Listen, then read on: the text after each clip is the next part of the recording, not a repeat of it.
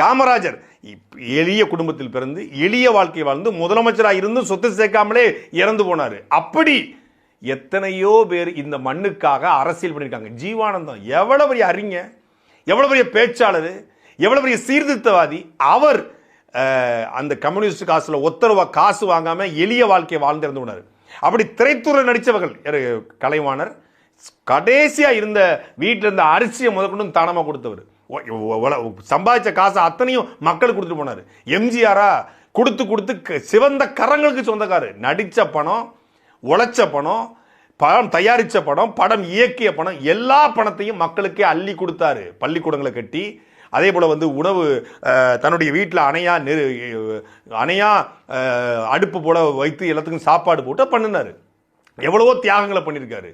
அதே போல விஜயகாந்த் குறைந்தபட்சம் அவர் அது இருக்கிற வரைக்கும் அந்த யார் யார் வறுமையில் வாடுறாங்களோ அவங்களுக்கு சாப்பாடு போட்டார். அந்த காலத்திலேருந்து விஜயகாந்தனுடைய ரசிகர் மன்றத்திலிருந்து மருத்துவமனை கட்டில் வாங்கி போடுறது, பள்ளிக்கூடங்களுக்கு கட்டில் வாங்கி கொடுக்கறது, இப்படின்னு சொல்லி சின்ன சின்ன உதவி